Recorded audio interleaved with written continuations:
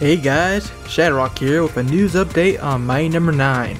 This morning, Concept has launched a brand new website detailing information on the game. At first glance, it seems to be merely a summary of all the things we learned about the game so far, such as the retro 8-bit music, online modes, challenge mode, and all of the mighty numbers. But on further inspection, we were able to glean some new information from this website.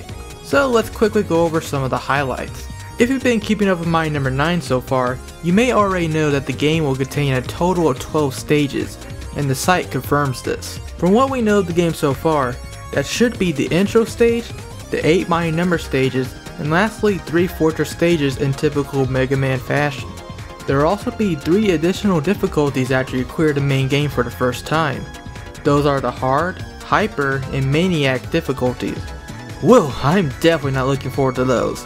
Next, the game will contain a boss rush mode where you can face each of the game's bosses back to back with a clock to track your best clear time. Not to mention, the online modes are actually the reason the game was delayed to February 9, 2016. Will be an online race mode and a co-op challenge mode where one player plays as Beck and the other as Call. But likely the most awesome thing that's come out of this website is new detailed information on Beck's special transformations that he gains throughout the game. Some people, including myself, were disappointed that the transformations did not appear in the demo versions of the game we played so far, but they will be in the final game. So let's quickly go over what we learned about the transformations from the website. Transformation number 1 is based off of Pyrogen and specializes in explosion attacks. You can hold down the attack button to charge up more powerful explosions, but if you charge up too long, Beck's body will become rigid after the attack and he cannot move for a period of time. Transformation number 2 is based on Cryogen and uses ice bullet attacks that slows down enemy movement for a short time and causes damage over time. Enemies destabilized by his attack will be completely frozen and have a longer combo window, making it easier for you to keep up your combo chain.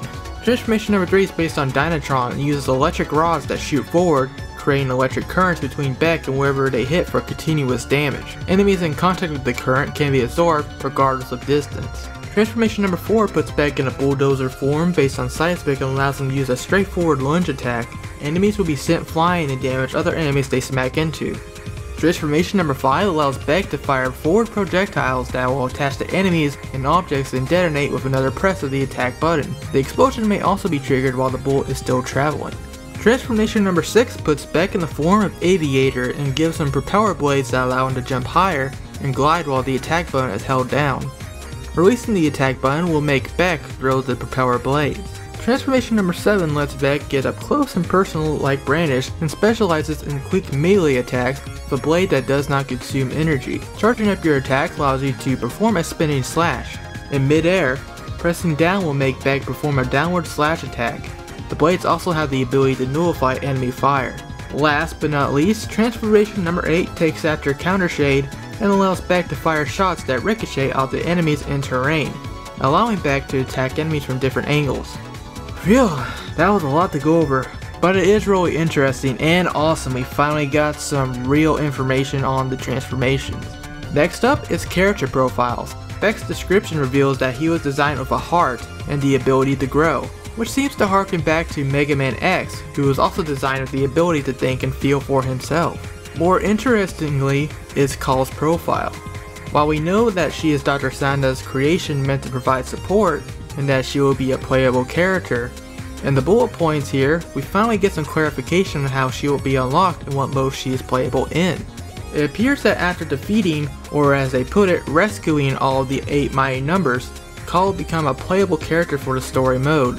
The site also mentions that she is playable in a special stage, which is likely meant to introduce her playstyle to the player when they unlock her.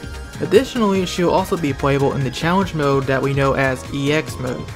The rest of the character profiles are pretty basic, although we do wonder why, after Gregory Graham makes such a big deal about him in the intro stage of the game, there is no mention of Dr. Blackwell here. Perhaps Graham is not who he seems to be after all? Probably, but we'll just have to find out more when the game comes out. The rest of the website just provides some links to purchase the game and social media links. Notably though, we do get a glimpse at what the retail edition will have, including the poster and DLC for the abandoned lab stage where you battle Ray, who becomes the 3rd playable character after you beat her. And yes, It's a she, according to Concept. That's all the info we could gather from the new Mighty Number 9 website. If you wish to check it out for yourself, there will be a link in the description below. Thanks for watching, and make sure to stay tuned for more on Mighty Number 9. See you next time, and rock on.